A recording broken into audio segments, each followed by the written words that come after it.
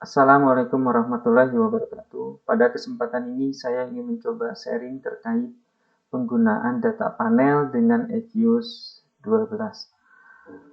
Mungkin nanti yang akan saya coba terangkan ini mungkin nomor satu ya, terkait dengan misalnya penulisan atau penginputan gitu ya, data di Excel nanti seperti apa untuk data panel.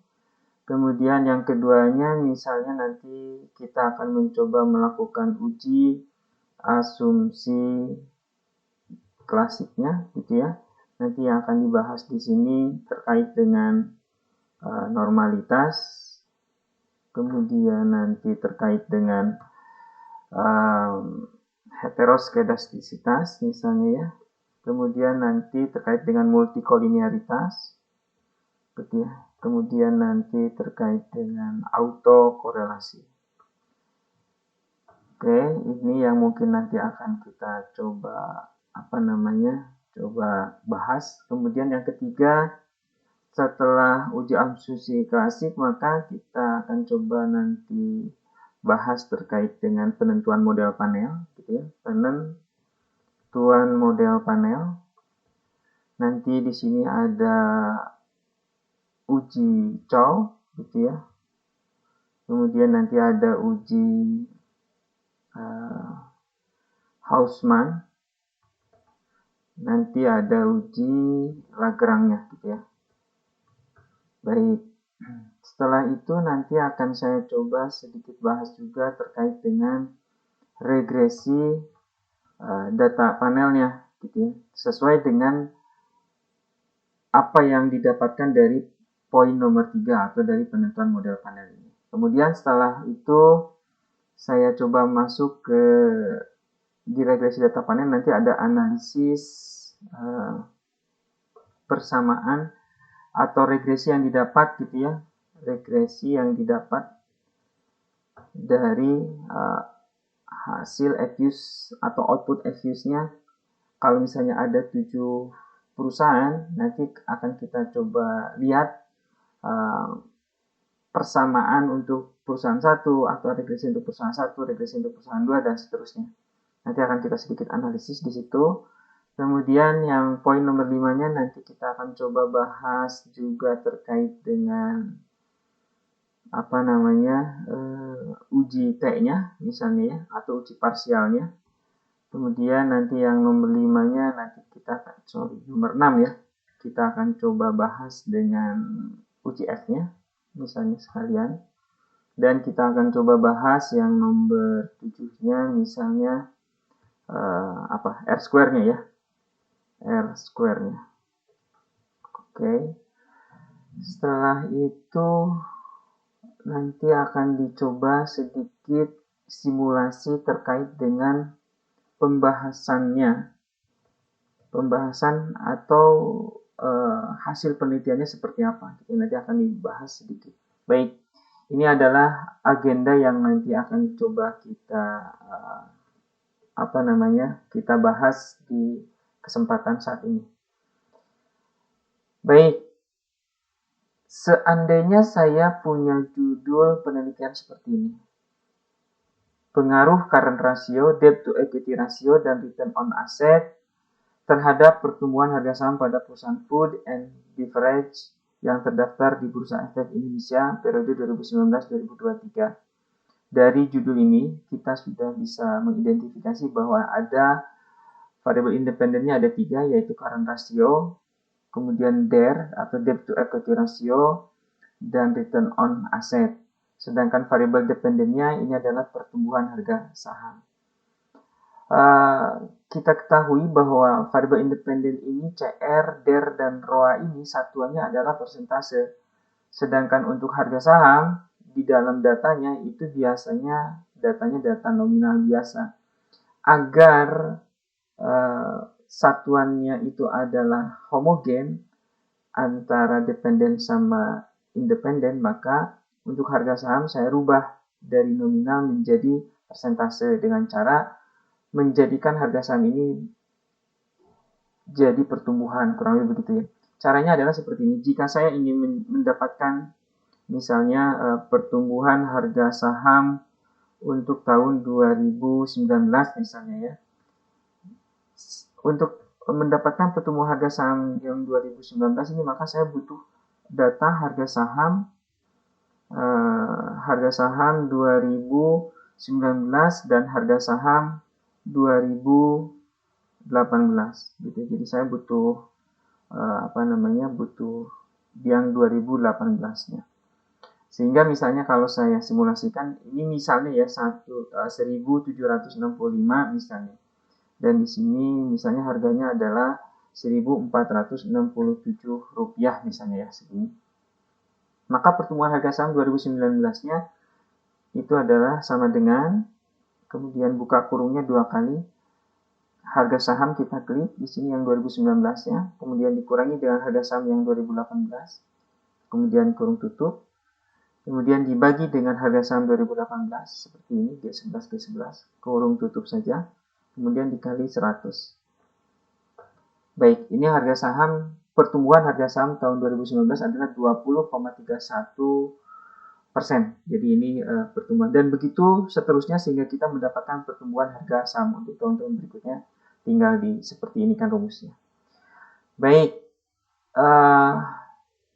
misalkan lagi saya sudah punya data dan sudah saya input di dalam Excel-nya seperti ini. Oke, baik ya. Ini data yang sudah saya input. Untuk di dalam Excel-nya langsung saja nanti ditulis di sini, boleh cross section di sininya ya, atau perusahaan seperti yang saya tulis di sini. Kemudian di sini adalah tahun atau kita sebut dengan time series. Jadi ada cross section yang perusahaan itu namanya cross section, tahun itu adalah time seriesnya atau deret waktunya. Jadi yang saya pakai cross sectionnya ini ada satu, ini perusahaan SMRA, kemudian LPKR-nya adalah 2, perusahaan yang kedua atau cross section yang kedua, kemudian 3, 4, kemudian 5, 6, dan saya memiliki 7 perusahaan atau cross section. Time seriesnya itu dari 2019 sampai 2023. Kemudian di sini sudah saya urutkan PHS, ini variabel Y-nya seperti tadi sudah saya jelaskan, CR X1, DER X2, dan ROA itu adalah X3. Sudah selesai begini saja datanya, cuman harus digarisbawahi, kalau saja di dalam Excel kita masih dalam bentuk koma seperti ini 0 komanya dalam bentuk koma, maka si Fuse tidak akan menerima kalau dalam bentuk koma. Sehingga kita harus merubahnya menjadi dalam bentuk titik. Cara merubahnya adalah seperti ini.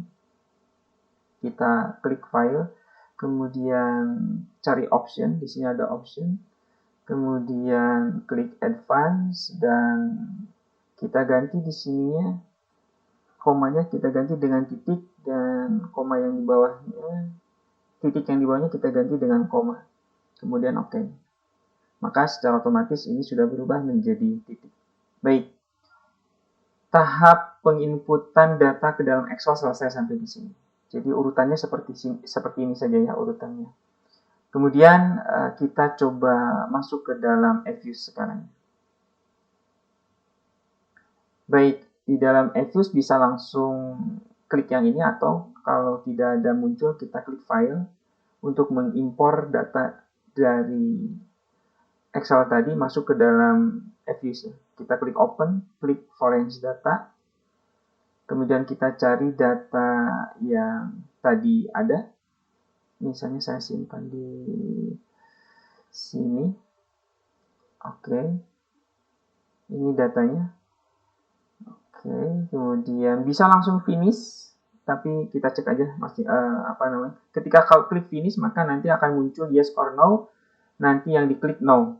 Tapi kalau mau satu-satu, kita next dulu, kita pastikan dulu datanya semua ada gitu ya, turun ke bawah. Totalnya adalah 35 data berarti. Kita cek dulu sebentar. Oke, sudah ada semua perusahaan. Ini perusahaan, ini data panel, sudah oke. Kita turun ke bawah. Ya, ini adalah 35 data paling bawahnya. Kita finish, kemudian klik no. Baik, ini time seriesnya 2019 sampai 2023 berarti 5 tahun dikali dengan jumlah cross sectionnya ini 7, maka totalnya atau perusahaannya 7, maka totalnya menjadi 35 observasi. Baik, ini kalau saya zoom juga tetap aja seperti ini kecil, maka biarkan, mudah-mudahan bisa terlihat. Ada yang harus saya perbaiki ketika diimpor, tidak semuanya sesuai dengan harapan. Ternyata biasanya kalau data itu yang sifatnya angka, dia akan berupa grafik seperti ini, seperti kurva ini ya.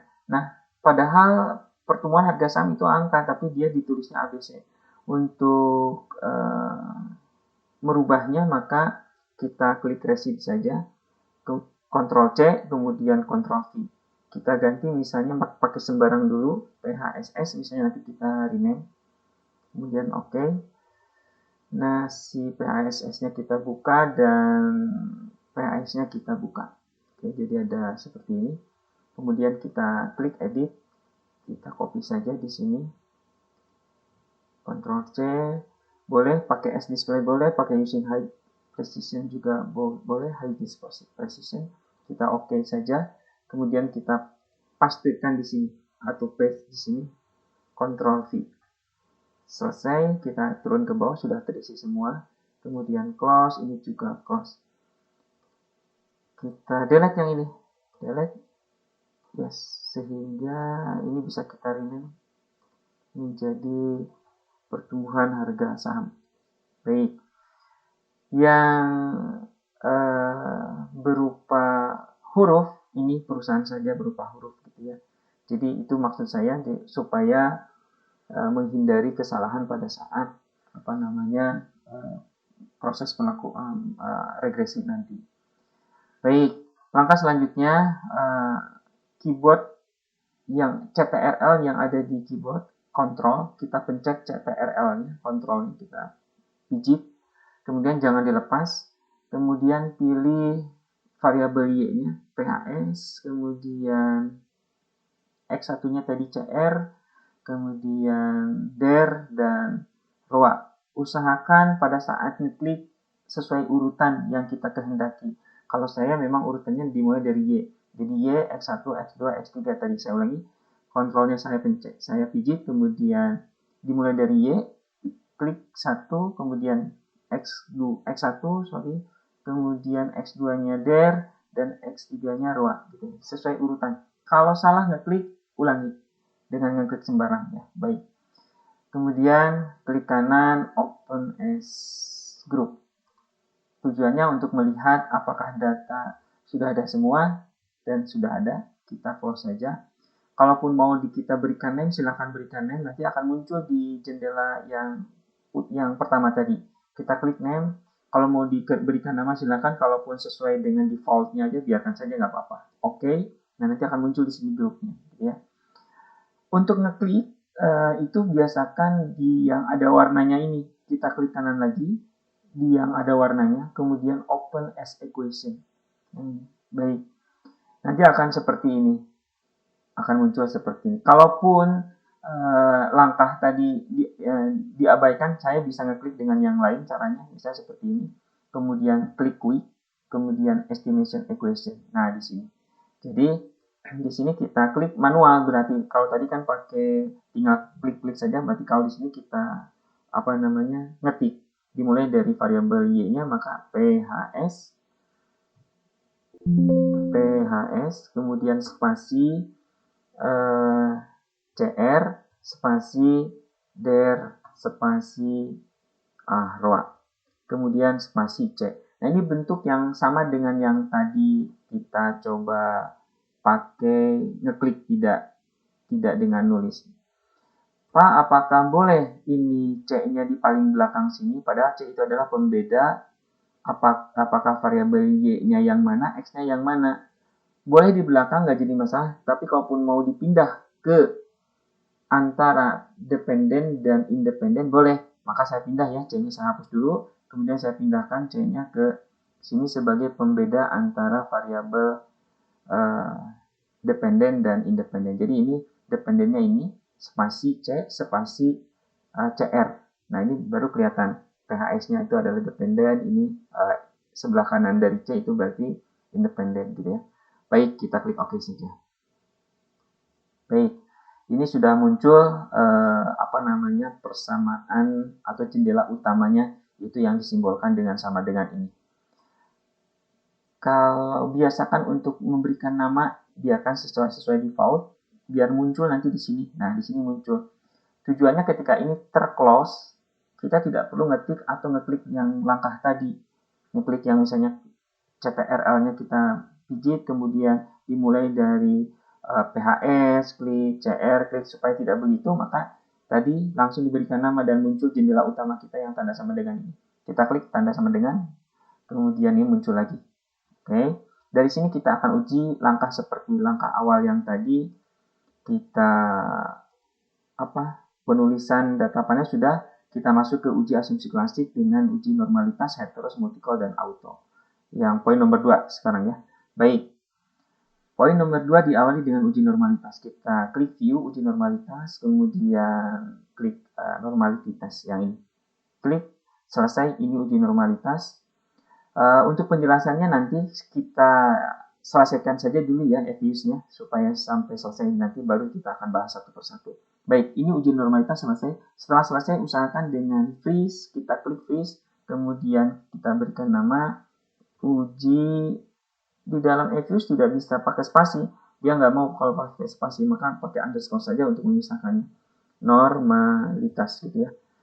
Oke, nanti dia akan muncul di sini uji normalitas. Hasilnya ini berarti ya, oke. Kemudian yang kedua tadi uji heteroskedastisitas. Cara heteroskedastisitas yang saya gunakan ini menggunakan Glatzer. Maka kalau menggunakan Glatzer saya butuh yang namanya absolute residual. Untuk membuat absolute residualnya kita klik generate, ini GENR generate, kita klik. Misalnya namanya ABS res misalnya gitu ya, underscore res. Kemudian rumusnya adalah ABS absolute, untuk residualnya klik atau kita ketik saja resid gitu ya. Nah, seperti ini. Resid yang dimaksud adalah yang ini. Nah, resid ini. Kita klik OK, maka nanti akan muncul di sini ABS res. Ketika sudah muncul ABS res, maka klik yang di estimate di sini. Kalau mau mengembalikan ini ke posisi semula yang awal sebelum melakukan uji normalitas, maka klik view estimation output, maka kembali ke awal ke sini. Baik, kita uji hetero sekarang. Estimate, kita ganti Y-nya, PHS-nya di sini dengan ABS underscore res ini. Kemudian kita klik OK. Selesai, ini uji heterosnya. Bentuknya seperti ini. Nah, kita freeze lagi yang sudah selesai, kemudian kita name, kita berikan nama, misalnya di sini uji underscore heteroskedastisitas. Baik, kemudian kita OK, close lagi saja, sudah muncul di sini heteroskedastisitasnya. Langkah selanjutnya adalah uji multicol. Maka untuk uji multicol kita klik quick di sini, kemudian group, statistik, kemudian correlation. Kita klik yang variabel independennya saja, kita ketik di sini. Independen itu tadi adalah CR, spasi DER, spasi ROA. Oke, itu saja. Kemudian kita klik, kalau muncul seperti ini kita klik escape saja, ESC di keyboardnya, ESC, kemudian OK. Selesai, ini hasilnya, kita freeze lagi, kemudian kita kasih nama uji multikolinearitas gitu ya. Klik OK. Selesai untuk uji ini di delete saja, tidak perlu dikasih nama. Oke, di sini sudah ada 3 uji. Terakhir itu adalah uji autokorelasi. Maka uji autokorelasi ini kita kembalikan lagi ke variabel ABS-nya, kita hapus lagi dan kembalikan lagi ke variabel Y-nya. Y-nya itu adalah PHS. Gitu ya. Kita OK. Nah, ini yang kita butuhkan uji autokorelasi DW-nya ini, nilai DW hitungnya 3,040816. Ini adalah DB hitungnya yang nanti akan kita gunakan untuk uji autokorelasi. Kita freeze saja, kemudian kita name uji autokorelasi gitu ya. Selesai, uji asumsi klasik selesai. Seperti ini gitu ya. Kalaupun ini mau kita kasih nama, silakan kasih nama. Misalnya di sini adalah klasik misalnya, untuk uji asumsi klasik boleh kita kasih nama. Oke. Nah, kita berubah di sini. Dari sini selesai uji asumsi klasik, maka kita sekarang masuk ke poin nomor 3. Penentuan model panel. Oke. Untuk penentuan model panel nanti kita akan bahas satu-satu, cuman ini kita selesaikan saja dulu semuanya. Untuk penentuan uji panel, maka kita klik lagi saja yang equation ini, atau yang jendela utama kita ini, kita klik. Kemudian langkah selanjutnya yang pertama kita akan melakukan uji Chow seperti yang ada tadi di agenda kita ini, uji Chow, Hausman, dan Lagrange gitu ya.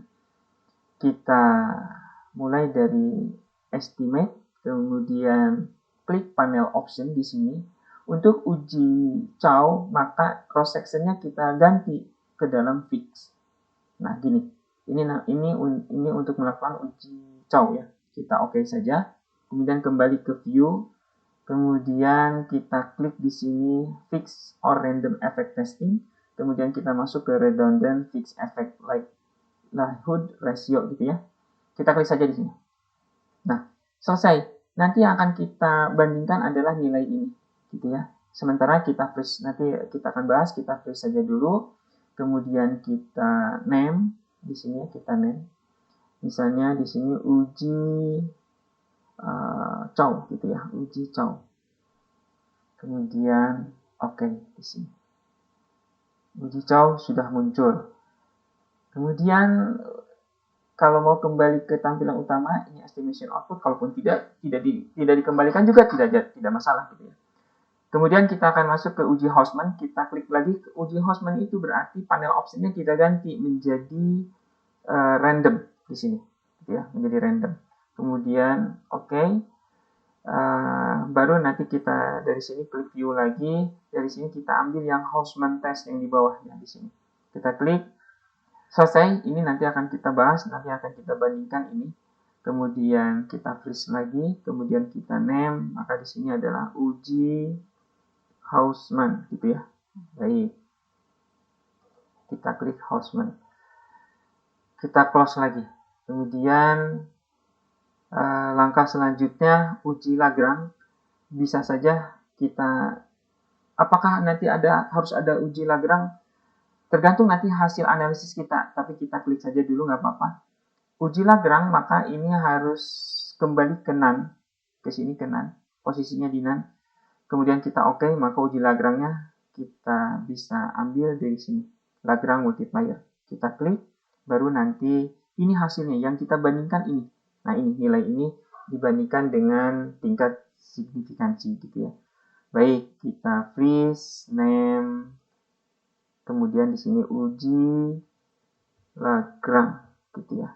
Kemudian oke, selesai. Gitu. Kita close di sini. Baik. Semua uji sudah masuk ke sini. Gitu ya. Dan uji nanti kita akan coba bahas lagi, kita mundur lagi. Dan yang poin nomor 4, kita masuk ke regresi data panel. Sebetulnya untuk melakukan ke regresi data panel, kita harus menganalisis dulu yang dipakai itu uji mana. Uji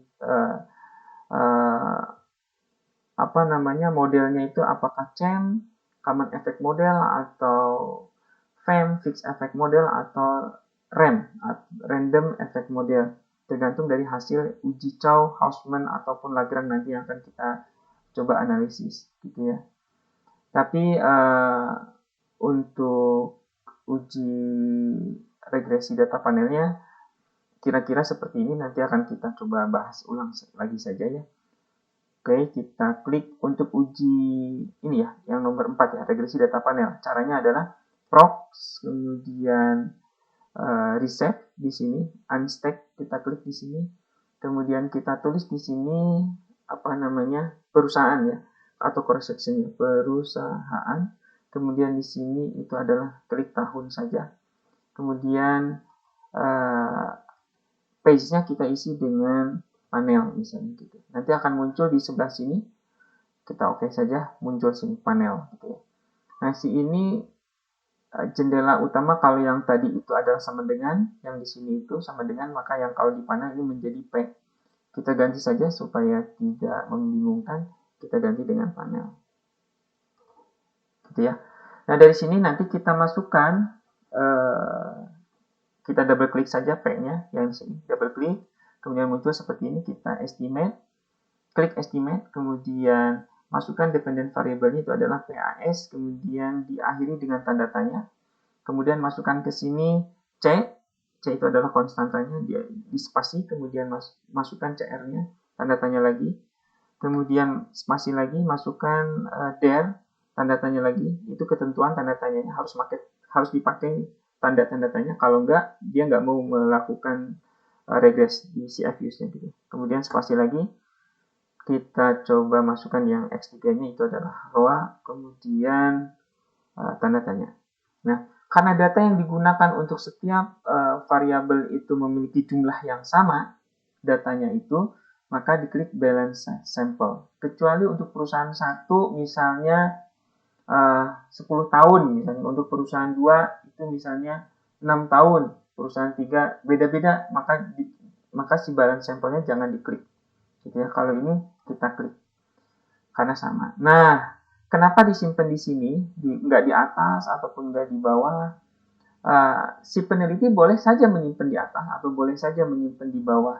Cuman kebetulan saya berasumsi bahwa si perusahaan yang saya pakai cross sectionnya itu memiliki karakteristik tertentu, meskipun itu sama-sama satu subsektor misalnya tadi di bidang food and beverage, gitu ya, sama di situ, sama-sama di satu sektor. Tetapi asumsi dari peneliti mengatakan bahwa setiap kebijakan dari perusahaan yang dijadikan objek penelitian, mungkin budaya kerjanya juga, mungkin sumber daya manusianya yang yang heterogen. Di perusahaan X misalnya dia sumber daya manusianya heterogen, heterogenitasnya tinggi, sedangkan di perusahaan yang lain dia lebih homogen sumber daya manusianya.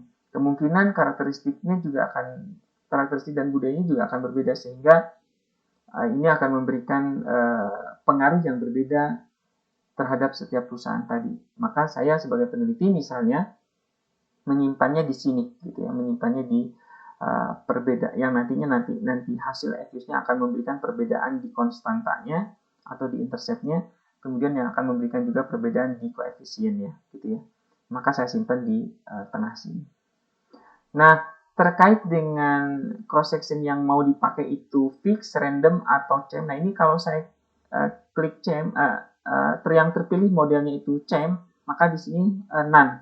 Kalau yang terpilih di dalam penentuan model tadi, asumsinya itu adalah fix, maka kita klik fix. Kalau yang terpilih itu adalah random, maka kita pilih random. Sementara ini karena kita belum tahu yang terpilih itu mana, maka kita klik OK saja dulu. Nah, ini hasil regresi panel datanya seperti ini bentuknya. Tapi belum kita tentukan pakai metode yang mana. Secara sepintas langkah kita dari awal sampai akhir sudah selesai. Dari uji asumsi klasik sampai regresi data panel, sampai segini saja selesai gitu ya. Jadi sudah kita lakukan poin 1 sampai poin 4 ini. Analisis persamaan regresinya belum kita lakukan. Baik, kita sekarang akan mencoba masuk ke penjelasan-penjelasan yang ada di dalam bab 4. Misalnya ketika saya mau melakukan sebuah penelitian di dalam skripsi maupun tesis misalnya, maka kita buka bab 4-nya misalnya ya. Kita buka bab 4. Seperti ini misalnya. Nah, untuk 4.1 saya skip, 4.2 saya skip lagi gitu ya. Kita masuk ke uji asumsi klasik saja, yaitu ada uji normalitas. Dan kita sudah punya uji normalitas tadi Kita ambil uji normalitas dari yang tadi di sini, yang hasil kita ini. Gitu ya. Uji normalitas mana? Ini ya. Double klik, kemudian klik kanan, copy to clipboard. Oke, kemudian di sini di enter saja dulu, kemudian saya Ctrl V. Baik, ini sudah masuk ke dalam Word kita. Dari sini kita bisa lihat, sebentar kita fullkan. Nah, seperti ini. Yang dibandingkan itu adalah nilai Jack Bera ini. 0,342843 dibandingkan dengan C-square. Kita tulis ya. Dari hasil tersebut di atas dapat diketahui nilai Jack Beranya, kita ganti ini dengan nilai yang di atas. 0,342,843, di mana nilai tersebut ini lebih kita belum tahu lebih besar atau lebih kecilnya. Kita cek nilai C-square-nya, didapatkan dari tabel C-square. Ini tabel C-square-nya. Baik, cara menentukan tabel C-square-nya biasanya akan tergantung referensi yang kita pakai di bab 3-nya. Misal, referensi yang saya pakai di bab 3-nya seperti ini. Untuk penentuan C-square, tabel C-square-nya ya. Baik, nah ini dia. Jack Bera dibandingkan dengan C-square tabel. Bisa juga dibandingkan dengan prob Jack Bera dengan tingkat signifikansi. Kebetulan yang saya pakai adalah yang membandingkan nilai Jack Bera dengan C-square, bukan probabilitasnya. Boleh saja, silakan. Kalau membandingkan dengan Jack Beranya, ini ketentuannya seperti ini. Mana ya? Sebentar. Nah, di sini keterangannya. Bahwa degree of freedom-nya K-nya dikurangi 1, di mana K itu adalah jumlah variabel independen. Nah, ini kata kunci atau referensi yang dipakai, K-nya itu adalah jumlah variabel independen. Ini menurut referensi yang nomor 3 misalnya, Imam Ghazali, Dwi Ratno, dan seterusnya. Ini yang dipakai. Jadi memang sangat tergantung sekali dengan referensi yang dipakai. Jangan-jangan nanti K-nya itu hanya jumlah variabel independen itu ditambah konstanta misalnya. Silahkan, nggak jadi masalah, tapi referensinya ada gitu ya. Baik, kita buka C-square-nya. Tadi itu K-nya itu adalah jumlah variabel independen. Kita tahu bahwa jumlah variabel independen yang dipakai di dalam penelitian kita itu ada 3 independennya. Ini 1 current ratio, der, dan rho gitu ya. Maka 3 dikurang 1 kan tadi rumusnya ya. K dikurang 1 rumusnya ini. K dikurang 1 berarti 3 dikurangi 1 maka 2. Nah, ini di DF-nya adalah 2. Yang kita pakai adalah 0,05, maka nilainya adalah ini 5,999146. Kita Ctrl C saja, kemudian masukkan ke hasil bab kita di sini. Kemudian kita paste. Pastinya kita pakai yang ini. Nah segini ya. Sehingga kita ketahui bahwa nilai Jack Beranya 0,3 ini lebih kecil dibandingkan 5,9 ya. Maka di mana nilai tersebut kita ganti di sini lebih kecil.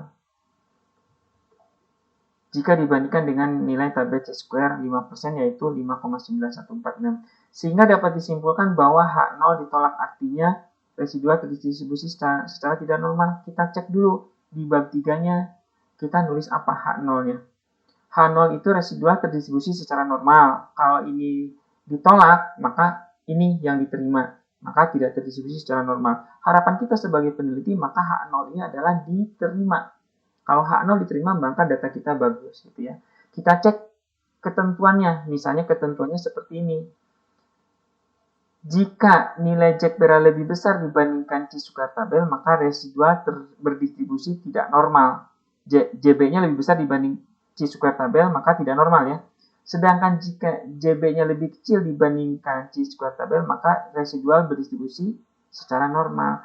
Dan ini hasil yang kita dapatkan dari ini, bahwa J Beranya ini lebih kecil dibandingkan C-square, maka H0 diterima berarti jawabannya.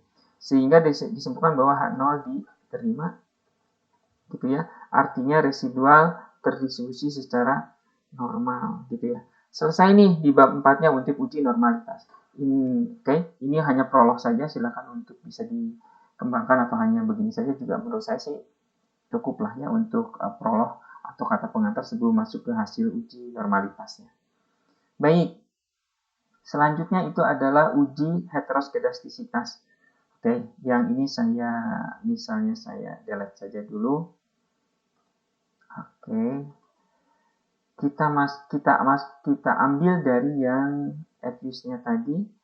Ini kita kecilin lagi, kita close, kita ambil yang heteroskedastisitas, yang ini double klik saja. Kemudian kita hanya butuh ini. Oke, yang ini saja. Nah, di sini bawahnya sih tidak perlu menurut saya. Ctrl C selalu kalau ini tidak bisa diklik kanan untuk upload, nggak bisa, maka kita blok dulu.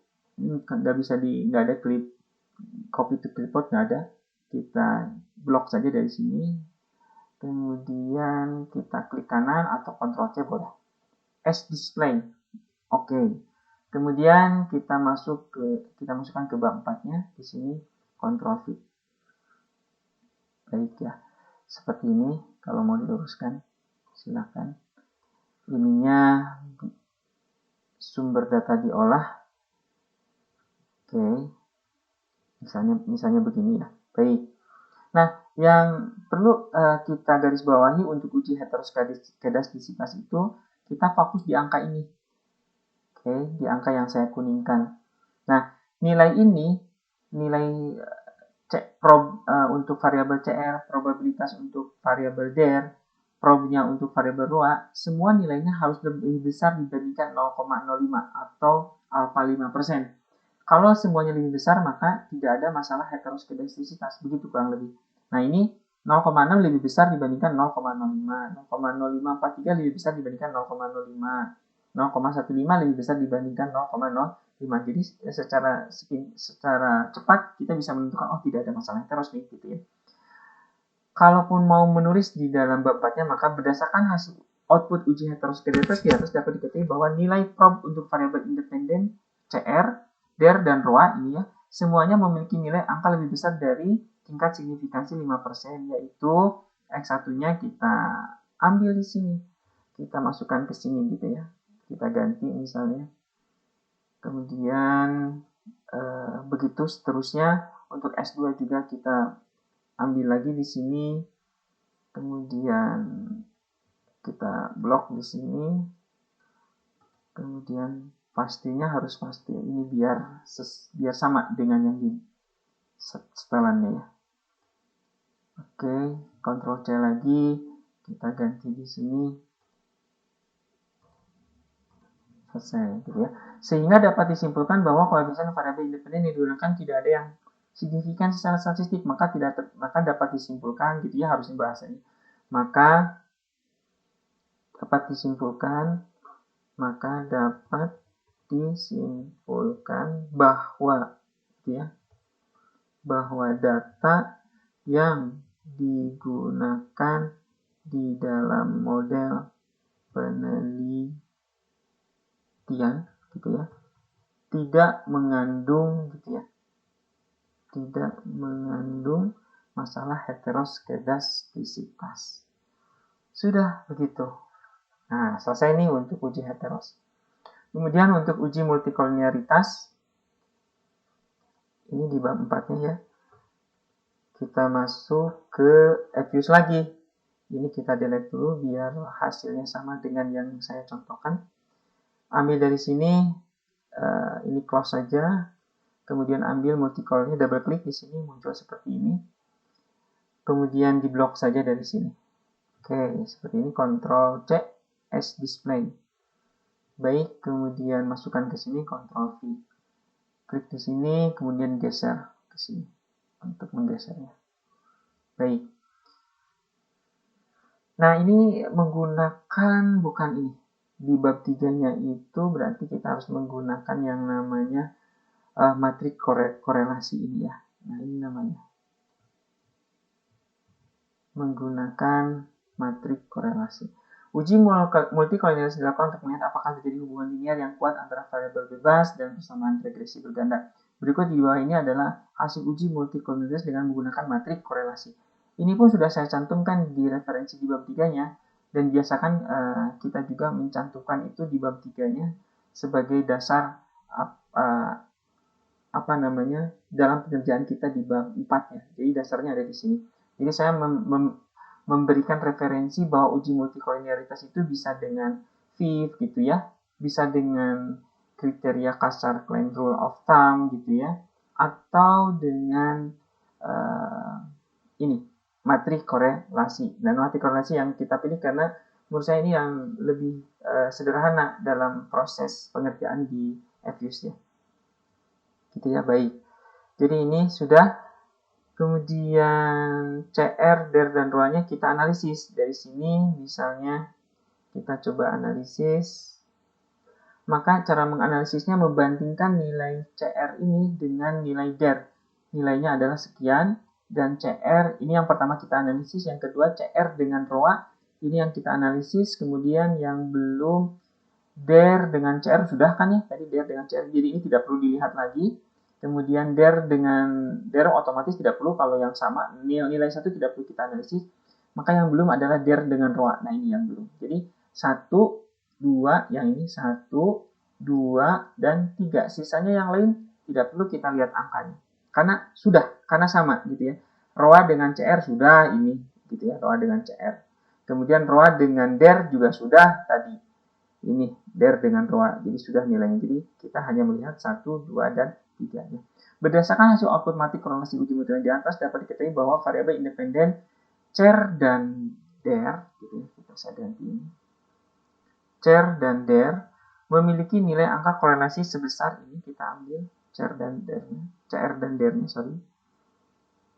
kita ambil, kemudian seperti ini, di mana nilai tersebut atau semuanya saja ya, ini kita dilihat saja dulu. Kita ambil di sini. Di atas dapat diketahui bahwa variabel independen, kita copy di sini. Oke. Untuk misalnya gitu ya, misalnya kata sambungnya begitu.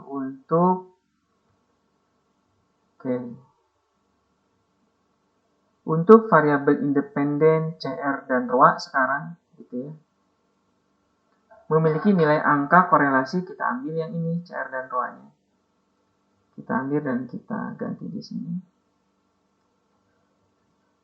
Ctrl V, biar sama dengan settingan yang ada di situ formatnya, maka seperti ini. 0,325639 sudah sama gitu ya. Dan DER dan ini ya. DER dan ROA kita copy lagi.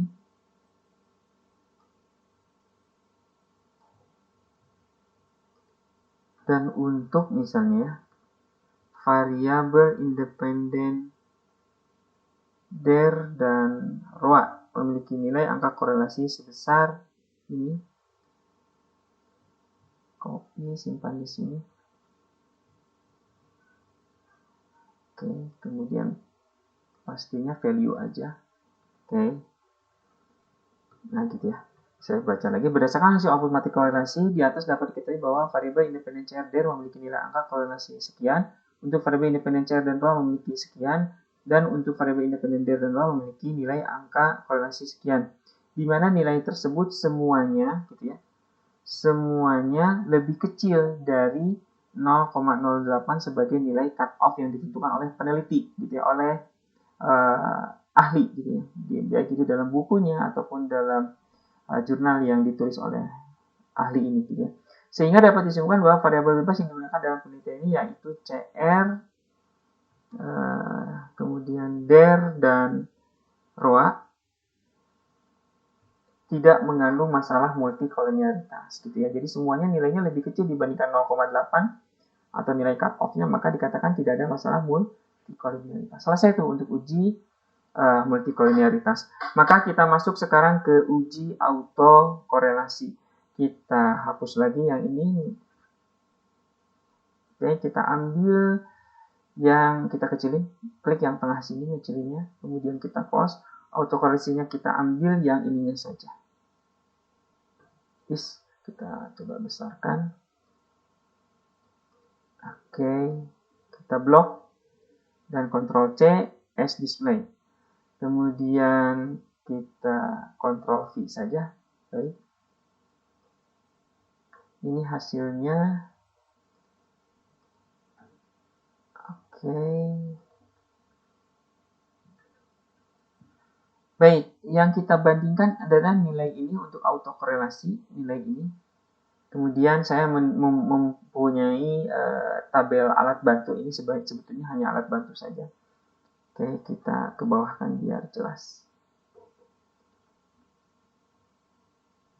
Sebentar, oke. Nah, gini ya.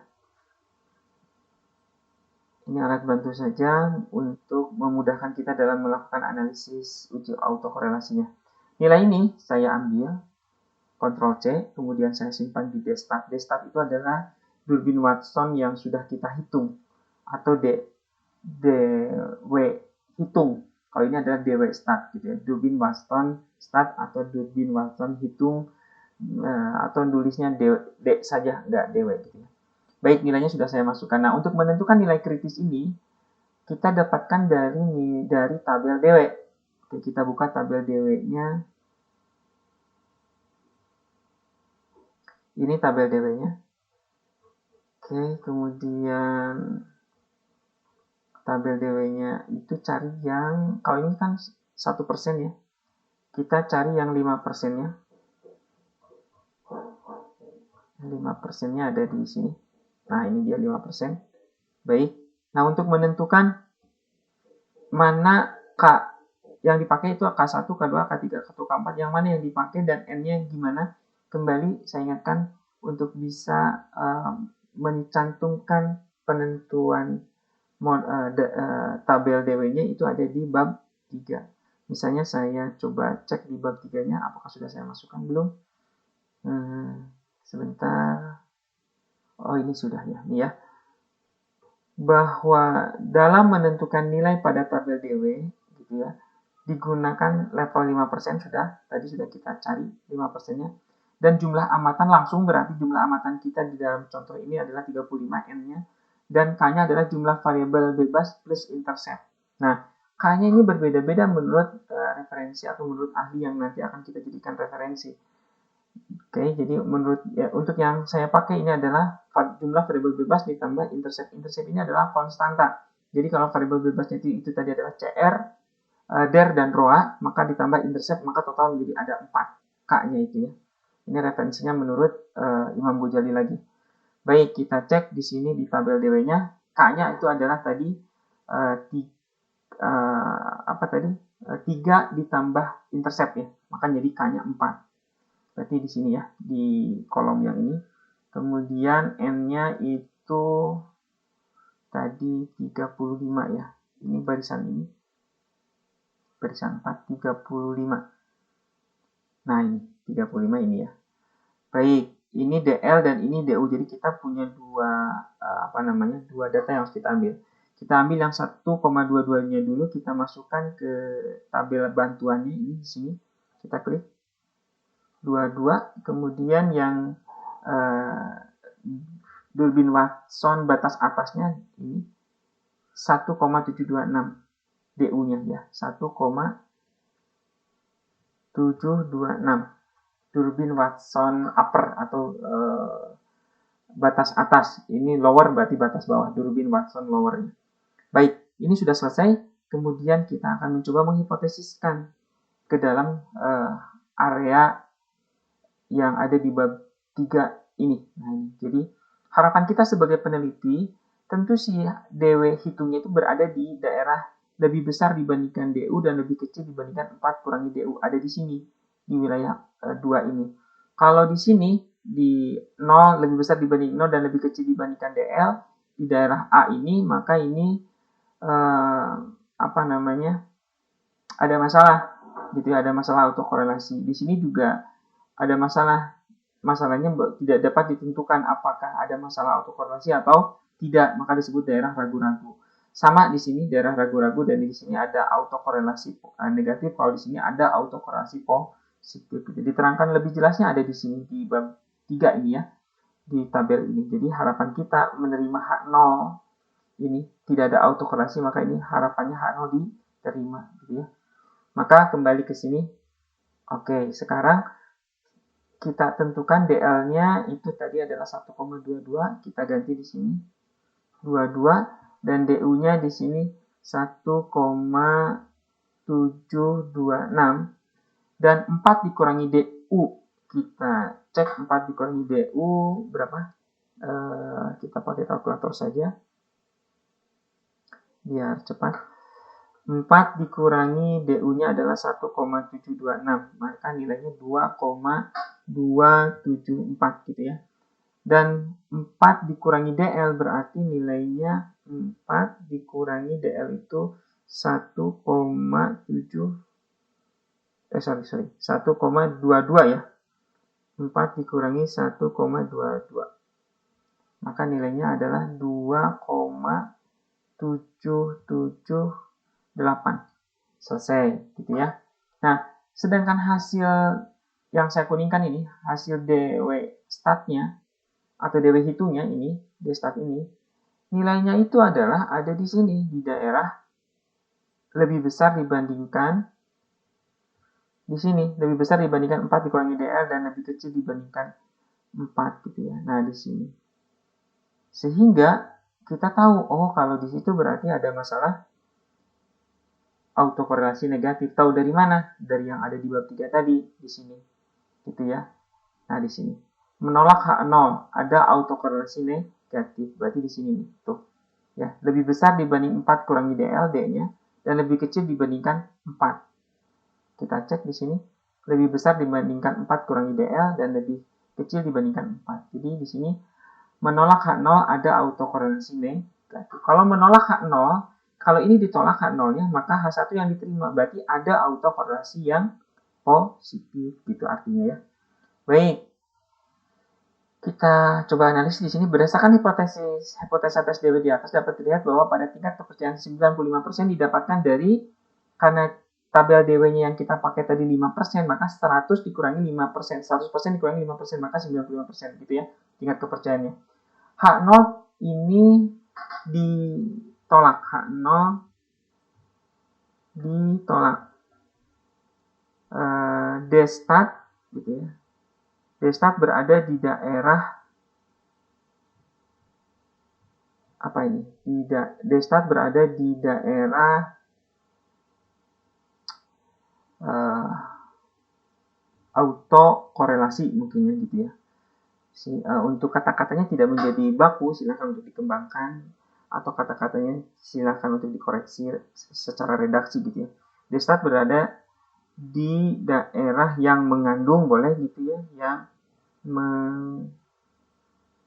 mengandung masalah autokorelasi negatif gitu ya. Sehingga dapat disimpulkan bahwa dalam persamaan tersebut terjadi gitu ya, terjadi masalah autokorelasi gitu ya. Nah, karena ada masalah autokorelasi, untuk memperbaiki masalah tersebut di atas, maka nah ini diperbaiki oleh ini. Maka model diperbaiki dengan cross section sur pada saat dilakukan estimasi model prediksi data panel gitu ya. Nanti diperbaikinya, tidak usah di sini diperbaikinya, tapi nanti pada saat regresi data panel gitu. Selesai untuk uji asumsi klasik seperti ini ya. Baik, sekarang kita masuk ke uji penentuan model panel. Penentuan model panel yang pertama itu kita akan masuk ke uji Chow. Baik, yang hasil uji Chow itu kita double klik saja. Nah, ini uji Chow, kita double klik. Yang kita ambil adalah ini, nilai ini. Kemudian Ctrl C, S display. Kemudian kita simpan di sini.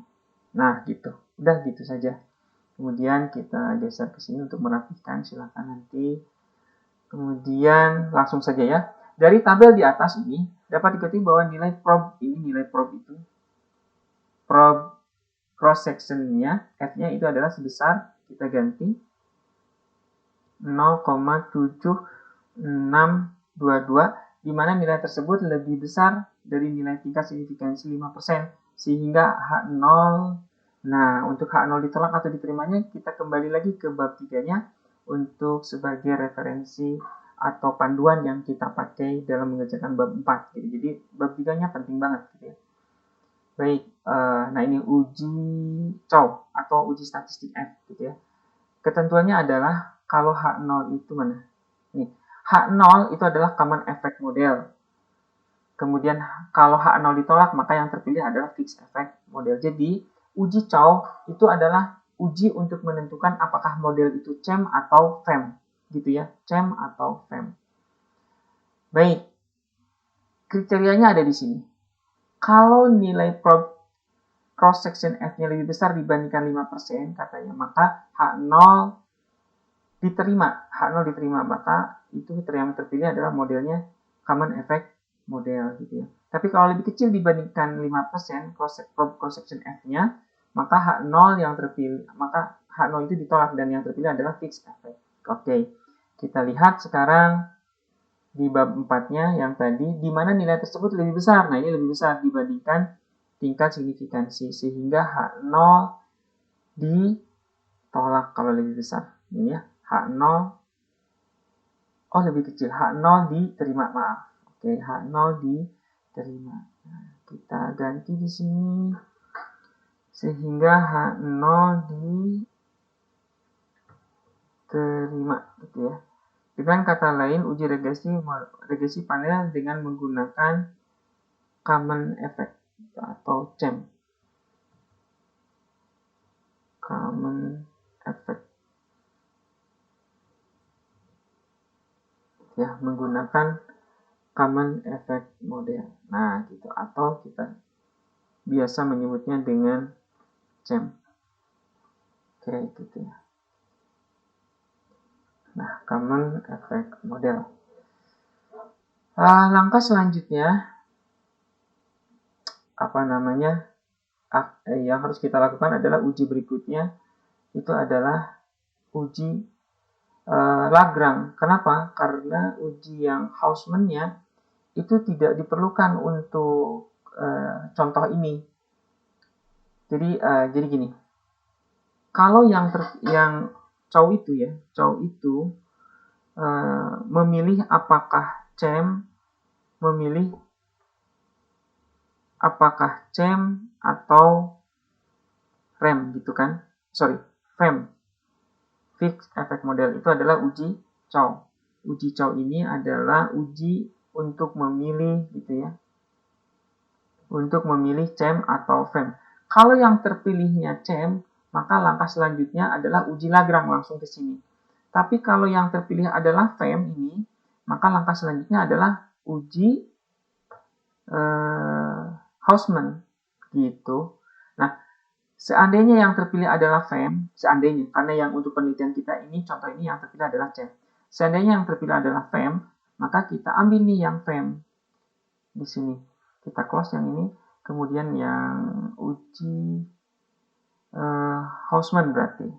Nah, uji Hausman yang terpilih, kalau yang terpilih adalah FEM, maka di sini saya perlu yang namanya uji Hausman. Nah, di sini maka harus ada nih uji Hausman. Nah, gini ya. Maka kita ambil uji Hausman hasilnya. Kita ambil sampai di sini. Kemudian Ctrl C, S display. Gitu ya, Ctrl V. Kita ambil lagi. Nah, gini. Gitu. Nah, ini sama saja, kita tinggal ambil aja dari sini. Kita Ctrl C, kita ambil ke sini. Ctrl V untuk analisisnya tinggal begitu saja ya. Kemudian kita lihat di sini dari yang jadi perhatian ini kalau untuk yang Hausman. Dari tabel di atas dapat diketahui bahwa nilai probe cross section F-nya itu adalah sebesar ini, berarti ya 0,790 gitu. Gitu. Dimana nilai tersebut lebih besar dibandingkan nilai tingkat signifikansi ini. Sehingga H0-nya untuk Hausman, kita pastikan Hausman misalnya di sini. Kalau lebih besar maka yang terpilih adalah rem. Kalau lebih kecil maka yang terpilih adalah FEM, ini fixed effect model. Maka kita karena di sini 0,47 itu lebih 0, saya ganti dulu ini 0,4790, di mana nilai tersebut adalah lebih besar dibandingkan 0,05, sehingga H0 diterima ya, H0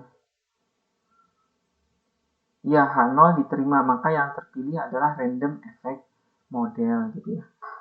H0 diterima. Kalau ini uji Hausman, maka rem yang terpilih ya, kita ganti di sini menjadi random effect model, atau di sini menjadi rem. Nah, gitu. Ini lebih besar dibandingkan nilai 0,05, maka yang terpilih adalah menggunakan random. Kalau yang terpilih adalah fix, maka selesai. Ini uji Hausman ini. Kalau yang terpilih ternyata di sininya adalah yang terpilih itu adalah ternyata FEM gitu ya. Di sini itu ternyata adalah FEM yang terpilih, fixed effect model, maka selesai di sini. Selesai. Tidak ada uji Lagrange gitu. Karena uji Lagrange itu hanya memilih apakah rem atau FEM gitu ya. Selesai, tidak ada uji Lagrange. Sampai di FEM aja, sampai di sini aja selesai. Sampai di uji Hausman maksud saya. Kalau yang terpilih FEM selesai diuji Hausman. Tidak ada uji Lagrange gitu ya. Kalau uji Lagrange seperti ini nanti yang terpilihnya. Nah, seperti ini. Kalau yang terpilihnya ini rem, maka harus ada uji Lagrange. Nah, seperti ini uji Lagrange. Nah, oke. Baik, saya lanjutkan ke yang contohnya di atas. Karena yang terpilih ini adalah CEM, maka tidak perlu ada uji Hausman. Kalau yang terpilihnya CEM, di sini ya, saya kasih catatan lagi. Kalau yang terpilihnya adalah CEM, di sini tidak ada uji Hausman. Gitu. Berarti lanjut saja ke uji Lagrange gitu ya. Lanjut ke uji Lagrange ke sini. Nah, ke sini ya. Baik, sekarang kita akan melakukan analisis uji Lagrange-nya. Ini saya delete saja dulu. Kita ambil yang uji Lagrange dari Fuse-nya. Ini close. Uji Lagrange-nya kita ambil ini. Oke, kemudian yang di copy ini adalah yang di blok ini sampai sini saja, sampai Bruce Pagan. Ctrl C, S display, kemudian simpan di sini. Ctrl V. Baik, dirapihkan blok, kemudian simpan di sini. Oke, Anda fokus di sini. Nah, nilai ini akan dibandingkan dengan tingkat signifikansi seperti di bawah ini. Dari hasil uji Lagrange di atas dapat diikuti nilai probe. Ini nilai probe cross section Bruce Pagan adalah sebesar 0,1249 gitu ya. Di mana nilai tersebut lebih besar jika dibandingkan dengan tingkat signifikansi. Maka dari hasil uji Lagrange di atas dapat diikuti nilai probe cross section Pagannya lebih besar dibandingkan 5%. Ya, ini biar nggak dua kali ya. Gimana bahasanya? Dari uji Lagrange di atas dapat diketahui bahwa nilai probe cross section Bruce Pagannya adalah sekian, di mana nilai tersebut lebih besar jika dibandingkan dengan tingkat signifikansi. Maka H0 diterima. Coba cek H0-nya diterima betul di bab 3-nya kalau menggunakan Lagrange. Ini ya, Lagrange multiplier. H0 itu menggunakan CEM. H1 adalah menggunakan rem. Baik. Kalau lebih besar, nah ini probe cross section Bruce Pagannya lebih besar, maka yang terpilih adalah CEM. H0 diterima. Nah, ini H0 kita terima nih. Maka dan dengan kata lain, uji regresi panel data menggunakan common effect model. Selesai sampai di sini, maka regresi data panel yang tadi sudah kita lakukan, inilah saran yang diberikan oleh Fuse bahwa kita harus menggunakan CEM atau common effect model gitu ya. Maka kita masuk ke regresi data panel sesuai dengan perintah dari si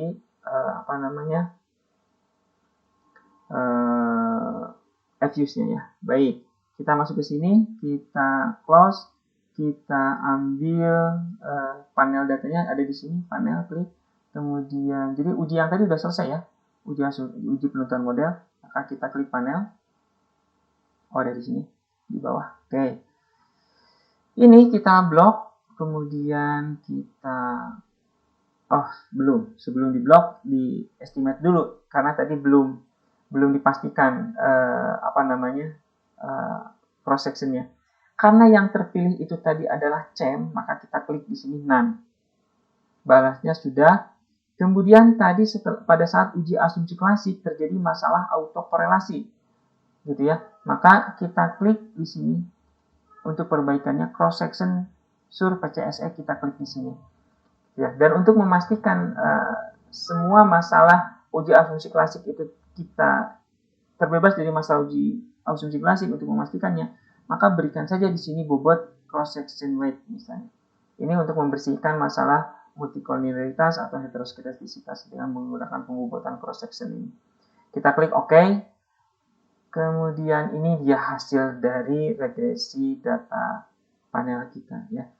Selesai dari sini, maka kita blok, kemudian kita blok sampai sini, klik kanan atau Ctrl C, copy, as display, oke, dan kita masukkan ke bab 4 kita, regresi data panel di sini. Oke, Ctrl V, nah ini hasilnya. Nah, ini hasilnya ya. Baik. Secara sepintas, tidak perlu uji T misalnya, sebelum uji T, secara sepintas, kita bisa melihat apakah variabel CR ini memiliki pengaruh terhadap pertumbuhan harga saham, gitu ya. Nah ini CR untuk perusahaan APLN, apakah memiliki pengaruh terhadap pertumbuhan harga saham, maka kita bisa lihat secara sepintas dari sini, dari nilai probe-nya. Nah ini nilai probe ini. Kalau nilai probe-nya ini adalah lebih kecil dibandingkan 0,05, maka dia berpengaruh terhadap PHS. Kalau dia lebih besar dibanding 0,05, maka dia tidak berpengaruh. Contoh ya, yang berpengaruh terhadap PHS untuk CR. Ini CR-nya ada 7 berarti. 1, 2, 3, 4, 5, 6, 7. CR untuk setiap perusahaan ini ya. Kita cek. Ini berpengaruh. Kemudian ini juga berpengaruh. Kenapa berpengaruh? Karena nilai yang saya kuningkan ini semuanya lebih kecil dibandingkan 0,05 untuk kita mengecek yang namanya CR ini. Gitu ya. Nah ini masih CR ini ya. Nah ini masih CR. Sedangkan yang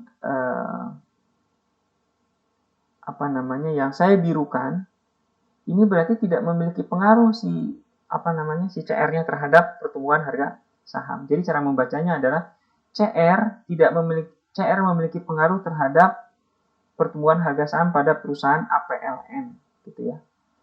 Dan CR asli juga memiliki pengaruh terhadap pertumbuhan harga saham perusahaan asli. Namun untuk perusahaan LPKR, CR-nya tidak memiliki pengaruh terhadap pertumbuhan harga saham, ditunjukkan oleh nilai 0,6708 yang lebih besar dibandingkan 0,05 gitu ya, dan seterusnya. Jadi sebelum melakukan uji T pun kita sudah bisa mengetahui berapa banyak yang signifikan dan berapa banyak yang tidak signifikan mempengaruhi variabel independennya terhadap variabel dependennya, gitu ya. Baik, kalau ini sudah dibentuk, maka kita bisa melihat persamaan regresi untuk setiap perusahaan. Kita representasikan saja. Nah di sini. Kemudian kita blok di sini. Kemudian kita Ctrl C, kemudian kita pastekan di sini, misalnya ya, dari hasil regresi data panel, gitu ya, data panel persamaan di atas ini, maksudnya didapatkan seperti ini hasilnya. Karena ini terlalu panjang, koma di belakangnya, maka kita bisa menghapus atau hanya menggunakan 4 angka di belakang koma. Contoh, saya delete saja ini, tinggal 4 angka di belakang koma. Nah ini negatif 178,7374 gitu ya.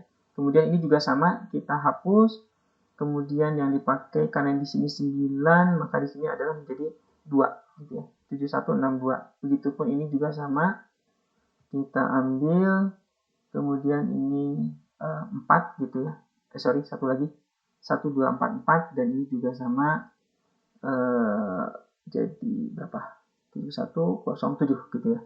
Nah, untuk memudahkan si pembaca, tidak membuat pusing si pembaca, maka ini bisa kita spasi, kita rubah sedikit hasil dari SPSS, dari EVIUS-nya ya.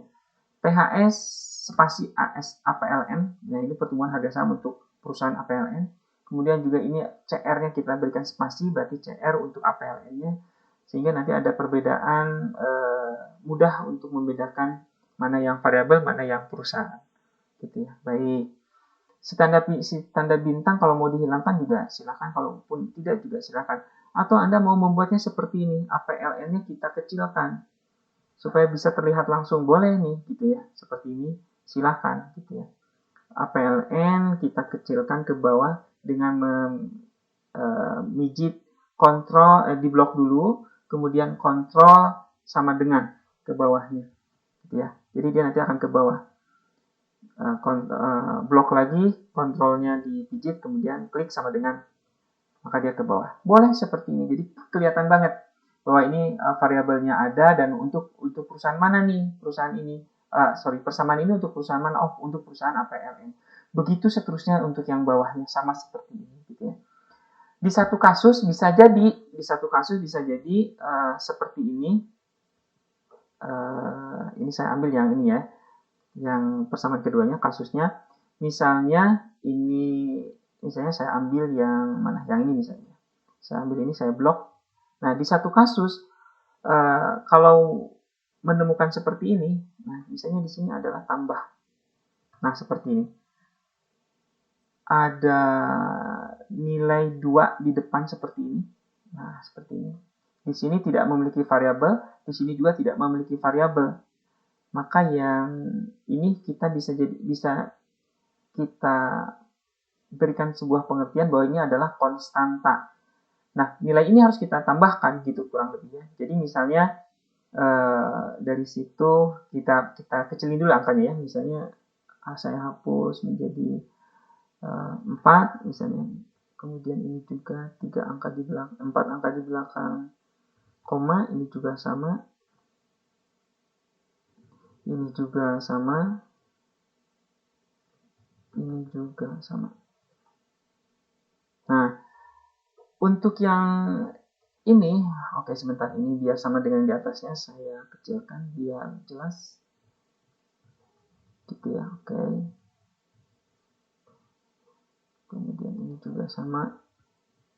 Oke.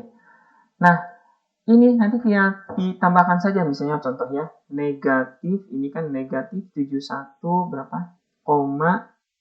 6,243. Ini saya sedang menggunakan kalkulator. Kemudian ditambah berapa? 79,7603 sama dengan 8,136. Maka kita tulis di sini sama dengan, kemudian di sini ya, hapus saja ini sampai di sini, hapus, maka diganti dengan 8,136. Selesai. Jadi ini persamaan yang dipakai kalau menemukan kasus seperti tadi, ada dua nilai seperti ini. Nah, seperti ini. Gitu ya. Baik, sebut saja saya sudah semuanya membuat seperti ini untuk penelitian ini. Ini mah hanya case aja, kasus tertentu. Sebut saja saya sudah membuatnya seperti ini, nilai semua persamaannya adalah seperti ini misalnya. Cuman ini belum saya kecil-kecilkan. Nah, oke, ini nilai-nilainya yang tadi. Ini negatif 178 sama nggak ya? Oh iya, sama ya. Negatif 178,734, 154,7162, ini juga sama. 1,54,7162 sama ya. Baik.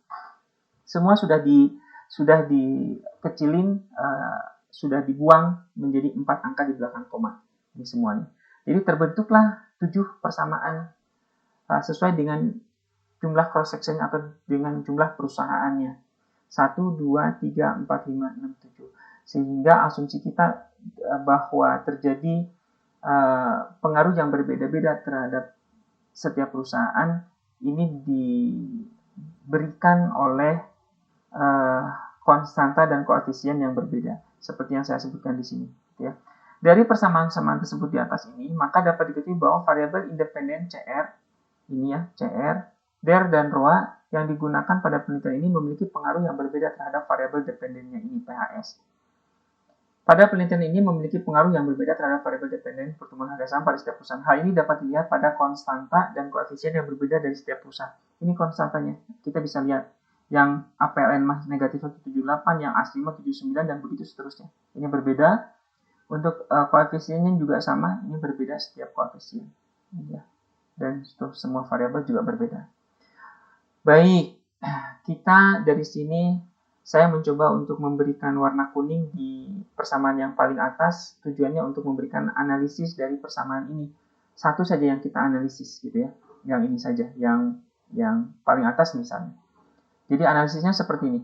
Dari persamaan di atas dapat diketahui misalnya konstanta pada perusahaan APLN, ini adalah APLN sebesar ini, oke, sebesar negatif 178,7374, di mana nilai tersebut menunjukkan bahwa apabila CR, debt to equity ratio atau DER, dan return on asset-nya itu dianggap tidak berubah atau sebesar 0, maka pertumbuhan harga saham PHS, maksudnya di sini PHS APLN akan mengalami penurunan sebesar 1,787374%. Dari mana ini?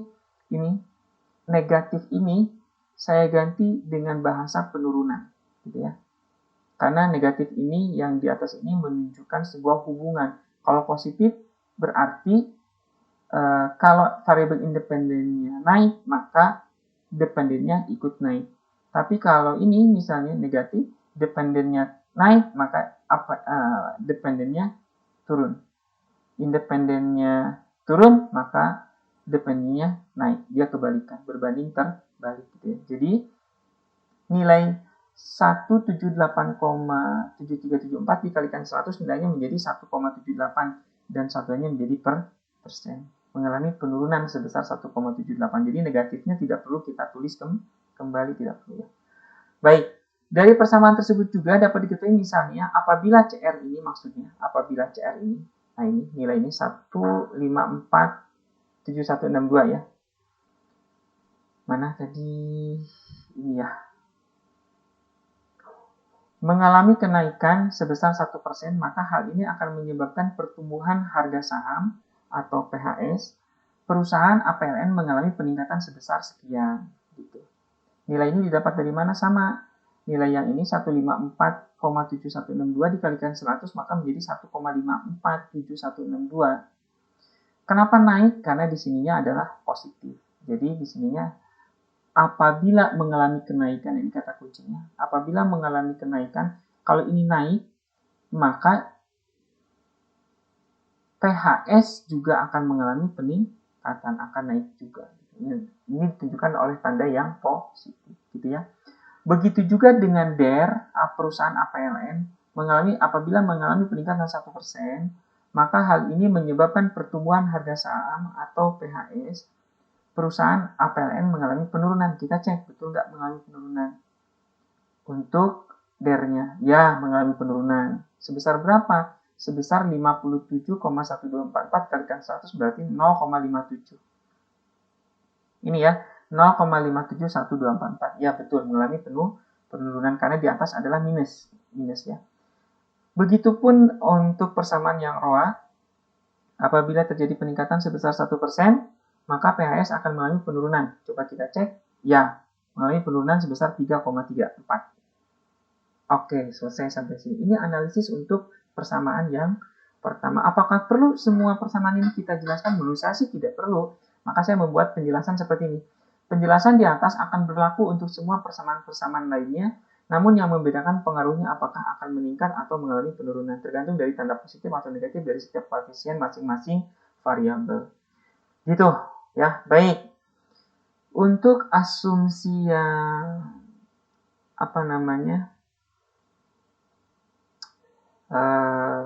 agenda kerja kita yang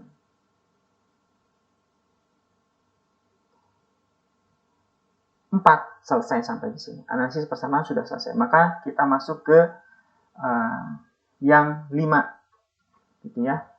Uji T. Baik, kita masuk ke uji T. Oke. Pengujian parsial atau t-test regresi panel data. Pengujian parsial digunakan untuk menguji apakah variabel independen secara parsial memiliki pengaruh terhadap variabel dependennya. Nah, untuk memudahkannya, maka saya membuat tabel seperti ini dengan menggunakan tingkat signifikansi 5%. Kita menggunakan batas kritis untuk uji T-nya, gitu ya. Jadi kita cek sekarang penentuan DF-nya seperti apa. Maka kita lihat lagi kembali ke bab 3-nya untuk uji T-nya, gitu ya. Nah, untuk uji T-nya, kalau saya tidak salah, saya sudah menentukan referensinya seperti ini. Nah, ini DF-nya, menentukan DF-nya, karena akan sangat tergantung, sekali lagi akan sangat tergantung dari referensi yang dipakai. N dikurangi K, di mana N adalah jumlah observasi dan K adalah banyaknya variabel independen dalam model. Itu kurang lebih. Jadi, N-nya itu kan 35 kita ya tadi ya.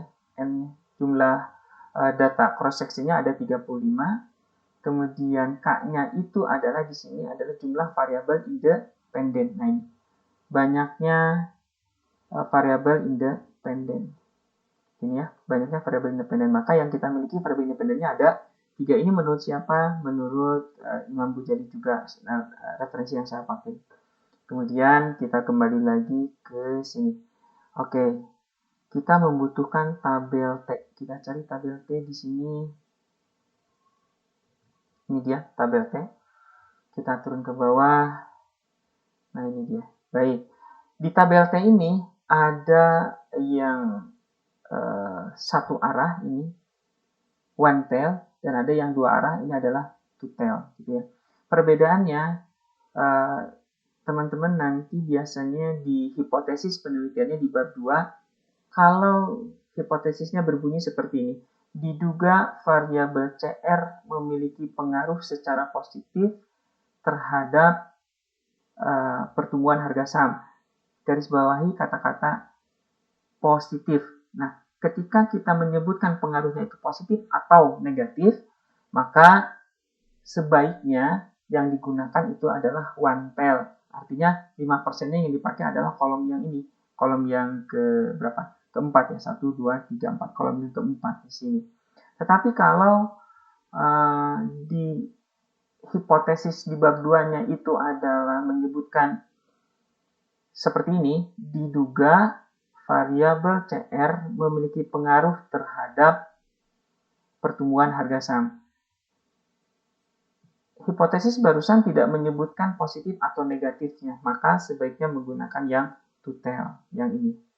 Yang kolom ke-5 atau 0,05 atau 5%-nya yang kolom ke-5 ini, gitu ya. Apakah yang lebih baik yang one tail atau yang two tail tergantung si peneliti.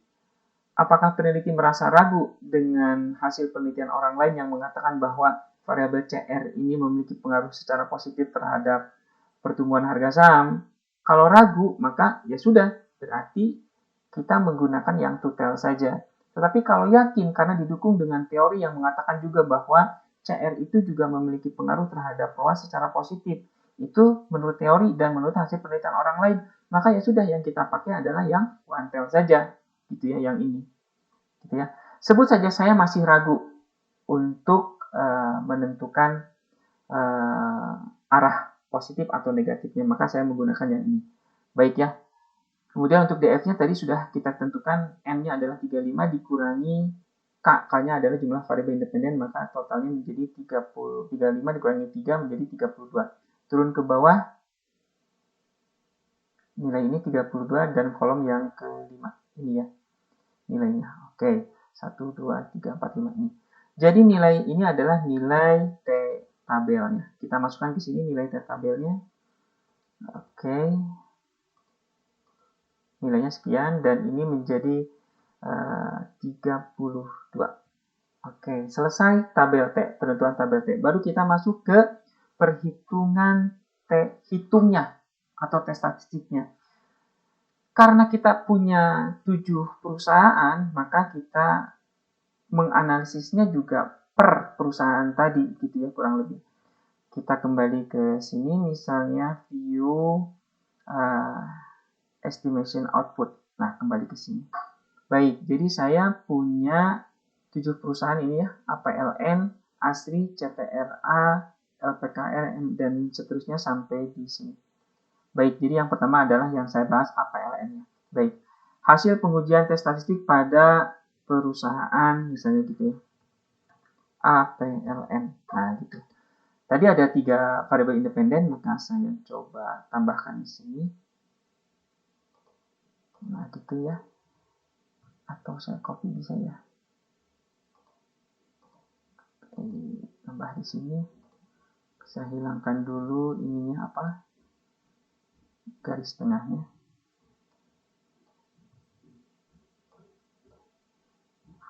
Misalnya kita klik ini, kemudian border shading dan klik. Oke. Baik.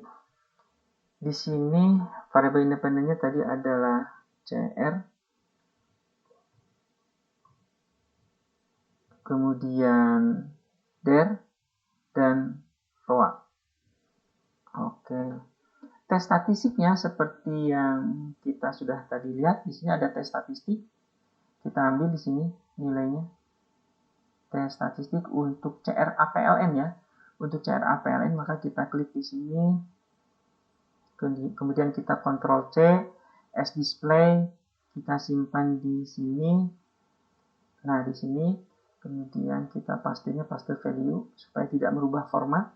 Kemudian DER-nya kita ambil lagi, DER-nya jangan lupa DER untuk APLN. Cari di sini DER-nya, nah ini.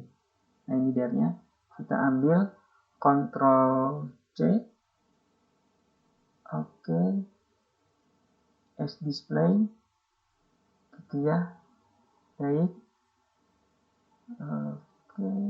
Kemudian seperti ini. Kemudian kita ambil lagi untuk ROA-nya. ROA APLN.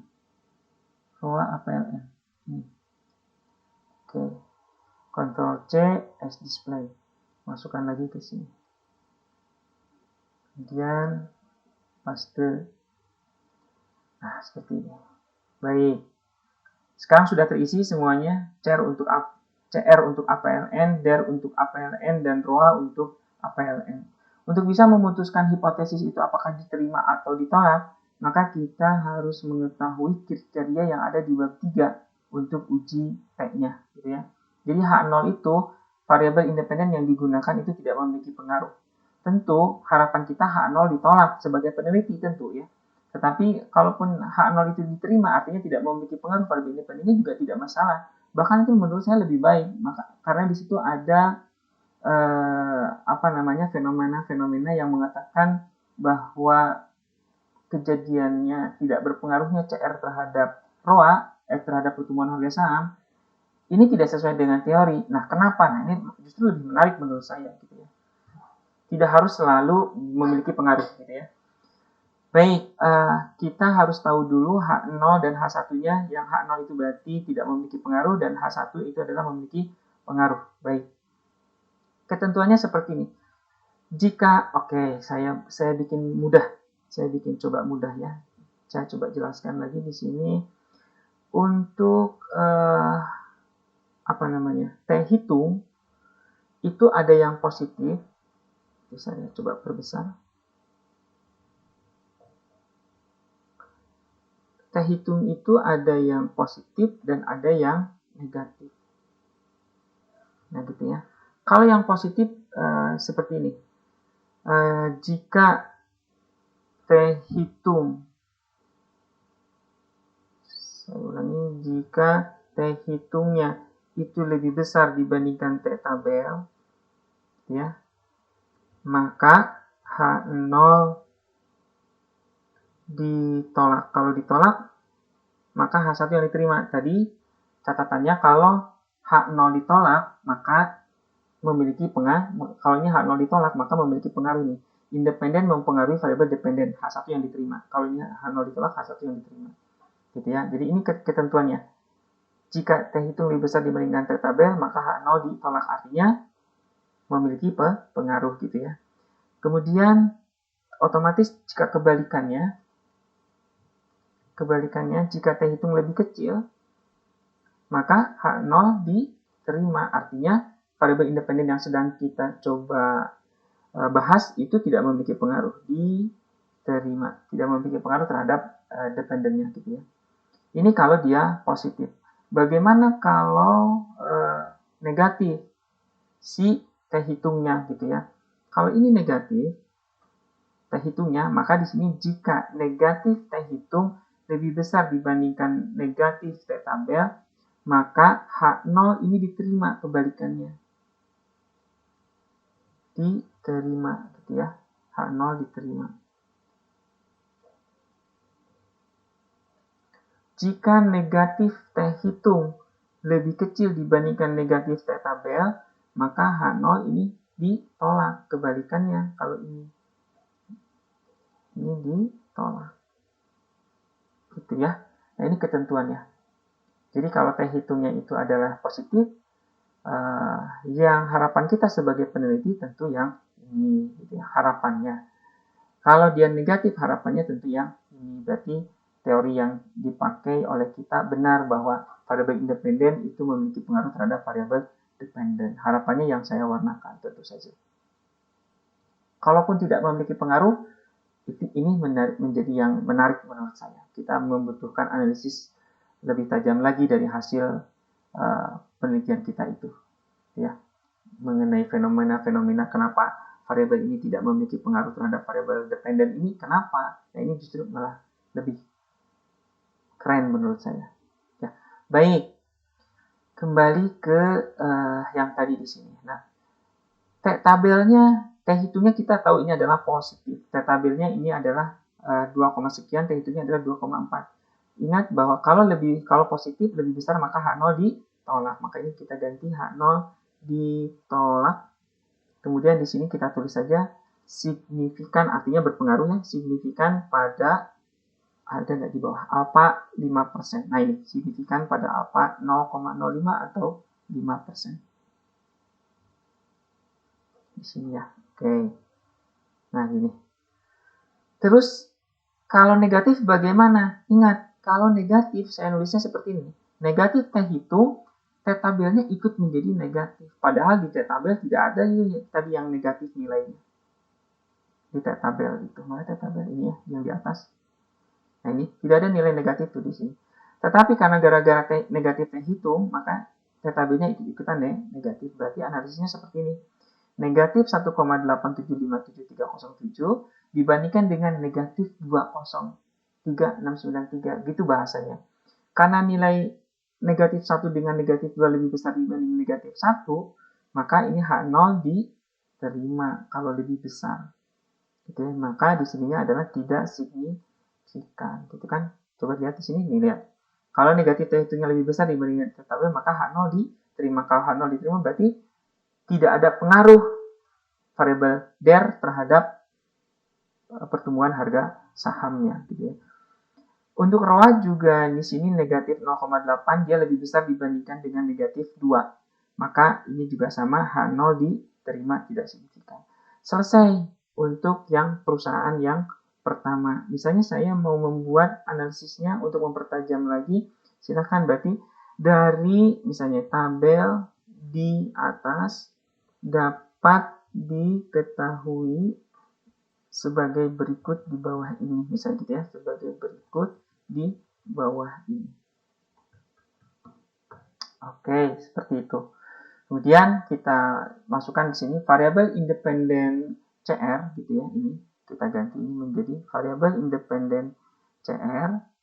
Harusnya tidak boleh disingkat tapi supaya cepat saja. Memiliki T-stat sebesar ini kita ambil. Kemudian kita ganti ke sini.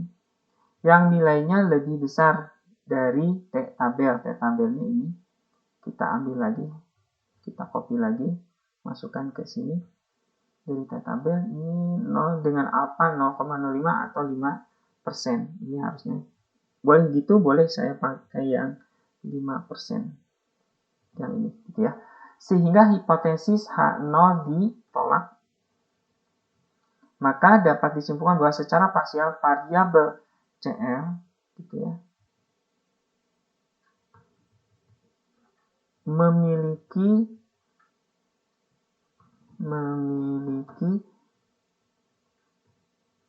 pengaruh gitu terhadap variabel pertumbuhan harga saham. Selesai, gitu ya. Kemudian ini kita copy misalnya untuk membahas yang variabel DER ya. Yang variabel DER misalnya kita ambil memiliki testat, ambil lagi negatif 1,8 ini kita ambil, kita simpan di sini.